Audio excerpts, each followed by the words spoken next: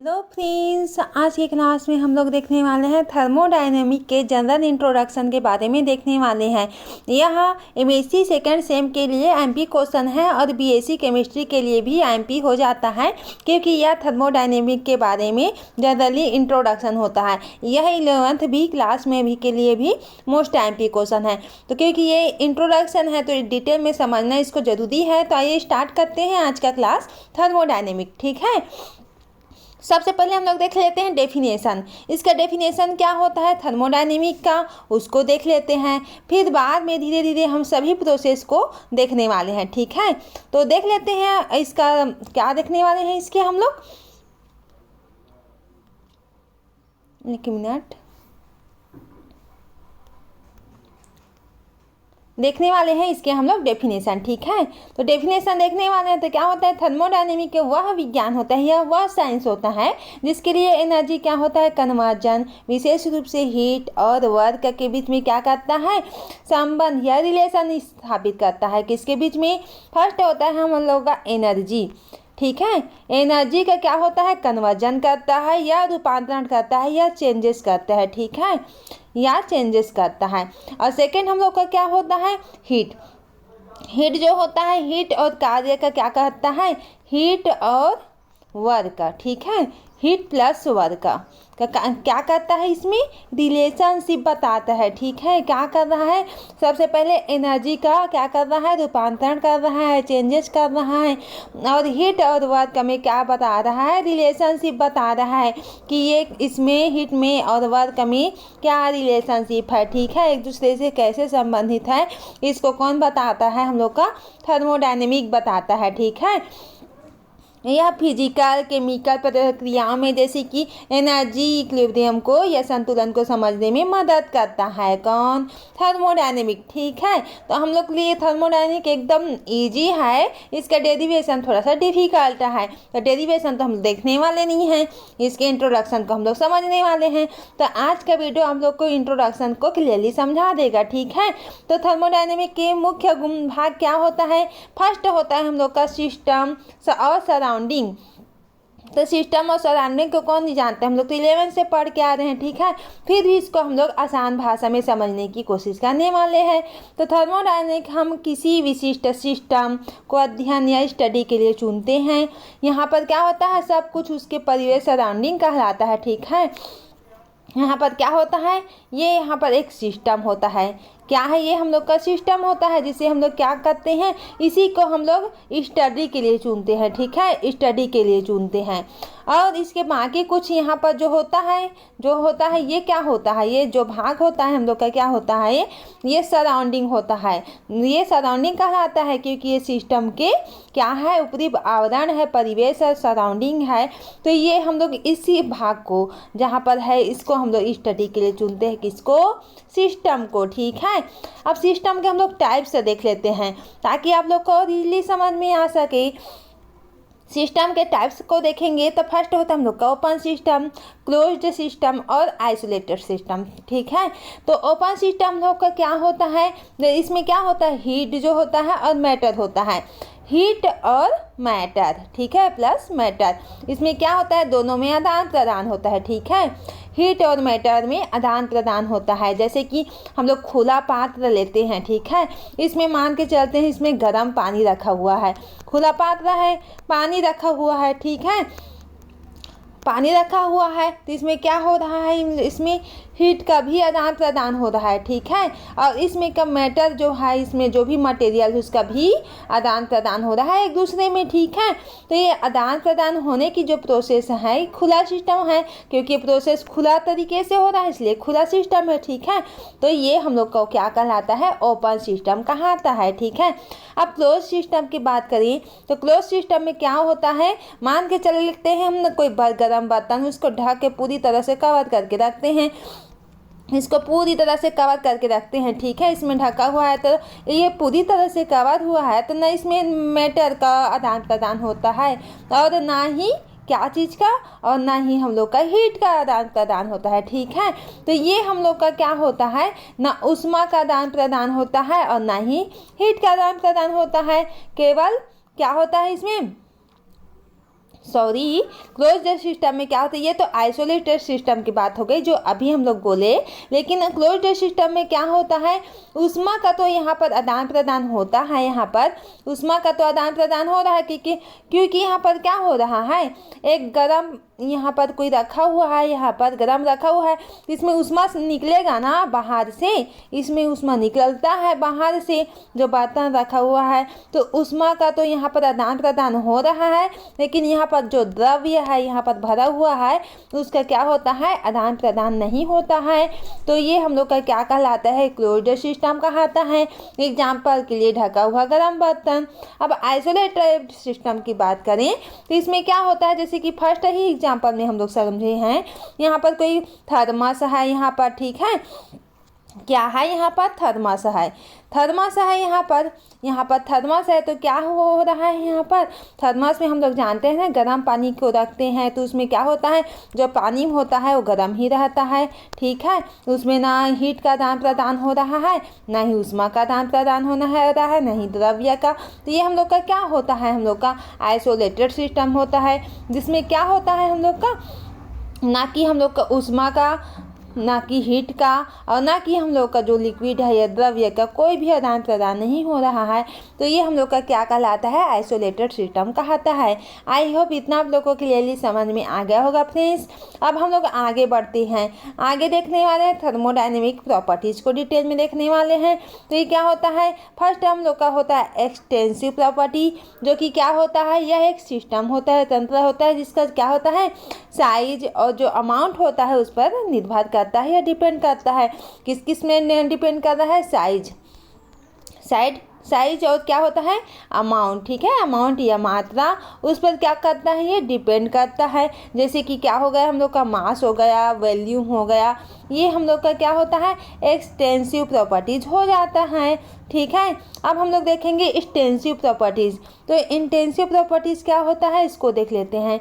इसमें क्या होता है, जो तंत्र होता है या सिस्टम होता है उसमें क्या होता है, साइज जो होता है, साइज पर क्या होता है, डिपेंड नहीं करता है। तो साइज डिपेंड ही नहीं कर रहा है। जैसे कि क्या होता है, हम लोग का टेम्परेचर हो जाता है, प्रेशर हो जाता है, डेंसिटी हो जाता है, इसमें क्या कर रहा है, इसमें साइज पर क्या हो रहा है, डिपेंड नहीं हो रहा है। क्योंकि हम लोग टेम्परेचर को जानते हैं ना, दाब को जानते हैं, क्योंकि उसको हम लोग क्या कर सकते हैं, अनुभव कर सकते हैं। उसका कोई टेम्परेचर, उसका कोई साइज नहीं रहता है, ठीक है। तो ये कोई स्ट्रक्चर भी नहीं रहता है, दाब का कहाँ से स्ट्रक्चर रहेगा, ठीक है।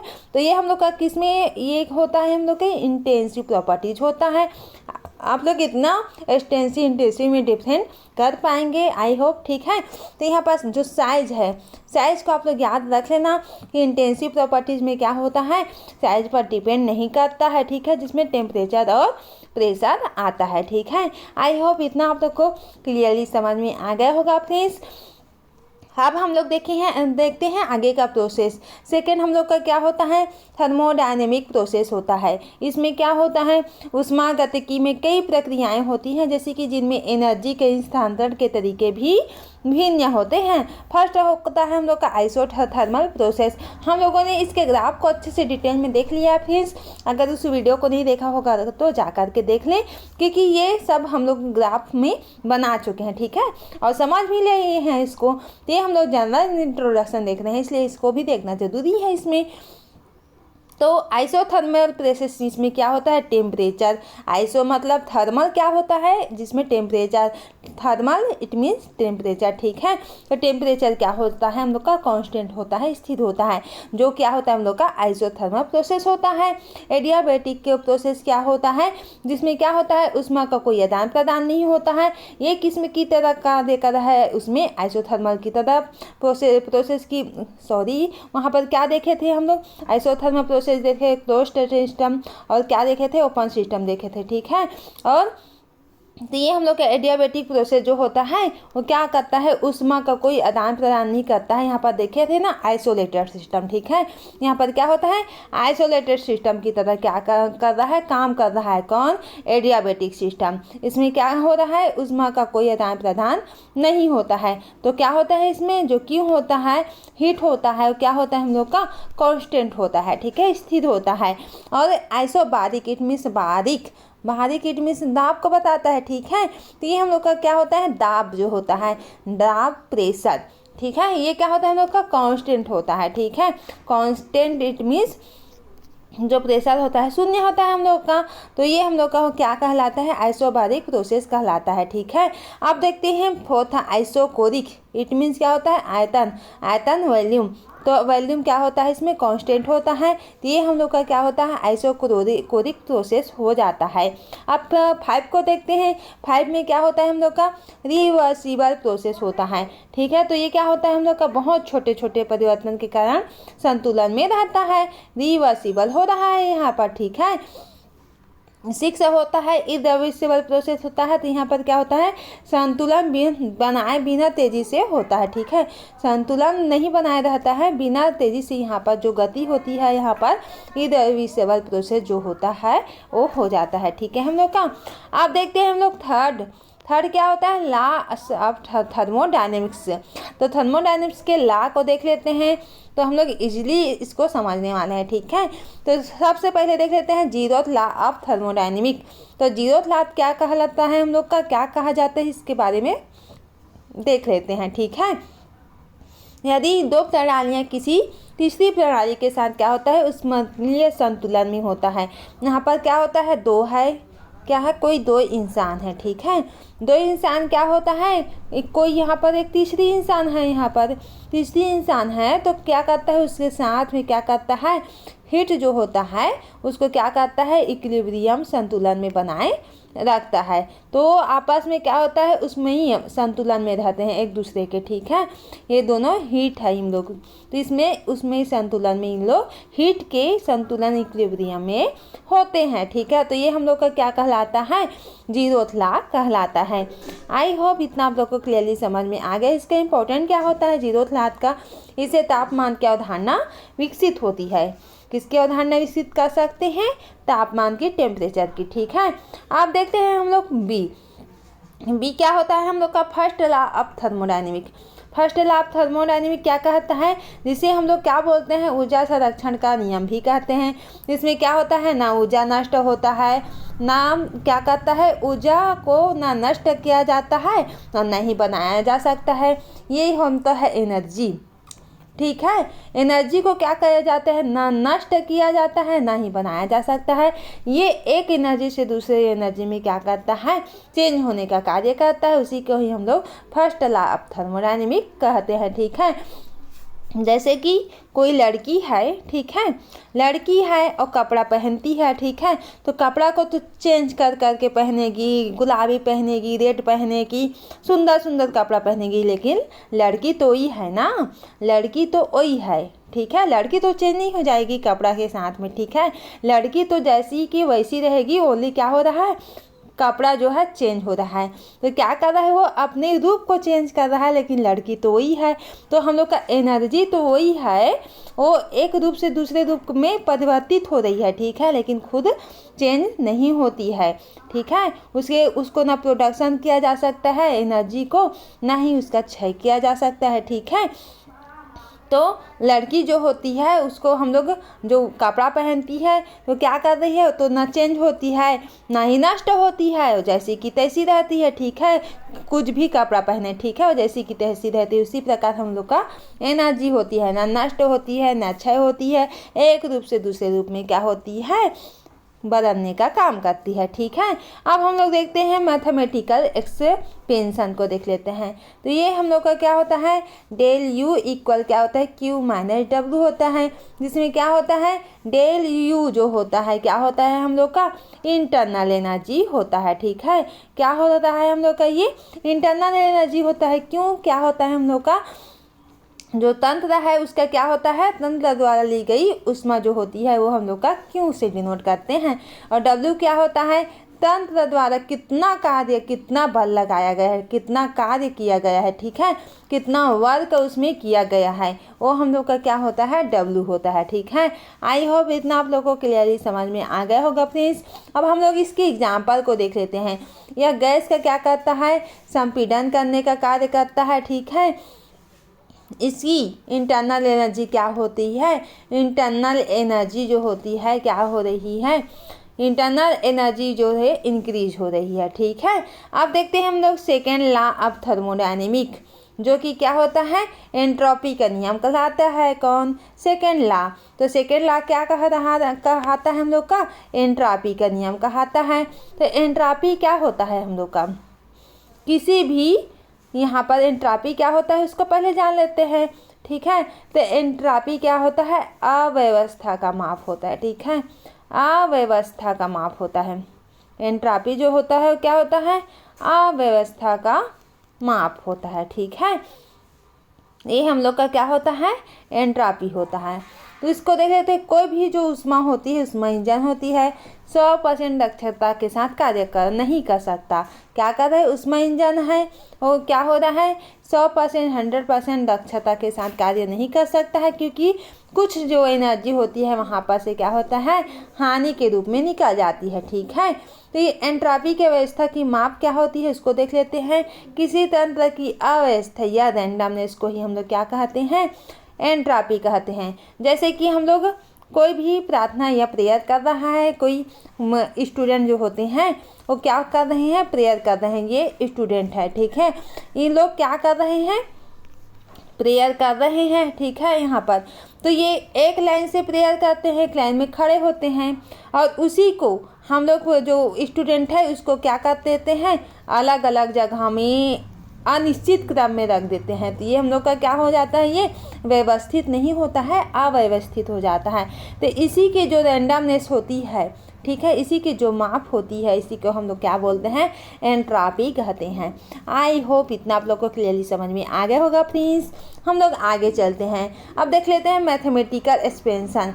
ये क्या होता है, जो डेल एस होता है वो इस तरह से क्या होता है, बड़ा होता है Q अपान टी से। ठीक है, जो डेल एस होता है वो क्या हो रहा है, यहाँ पर क्या हो रहा है, वो क्या होता है Q अपान टी। ठीक है, जो कि क्या होता है, डेल एस जो होता है हम लोग का क्या होता है, ये डेल एस है। ठीक है, जो क्या होता है हम लोग का एंट्रोपी में चेंजेस होता है।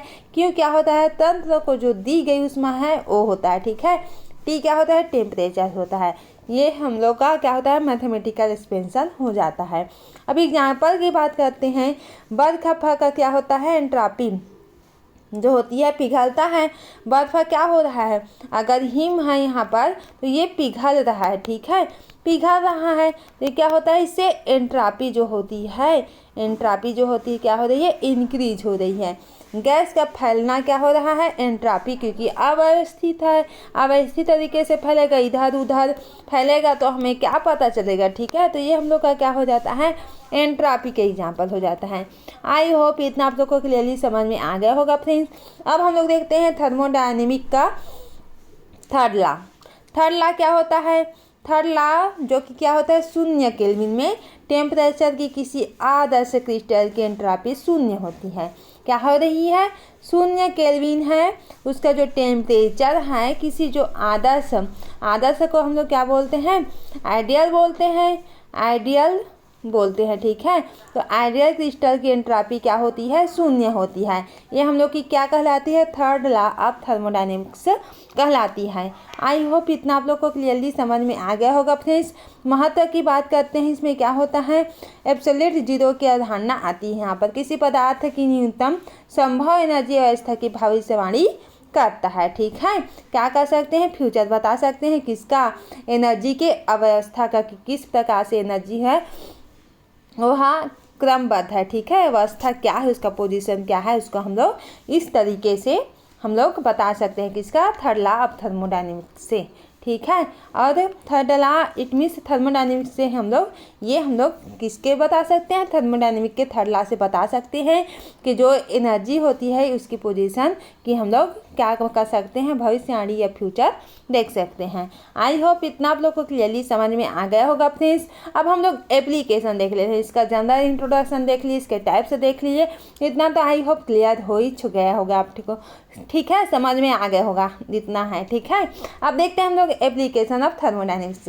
अब देखने वाले हैं इसको, तो इसका क्या होता है, फर्स्ट होता है, अब क्योंकि हम लोग केमिस्ट्री में पढ़ रहे हैं इसको, ठीक है, तो केमिस्ट्री में ही काम आएगा, ठीक है। तो केमिकल साइंस, अभिक्रिया में एनर्जी जो होती है एंथैल्पी गिव्स अपनी एनर्जी की गणना करने में यहाँ यूज की जाती है। किसके?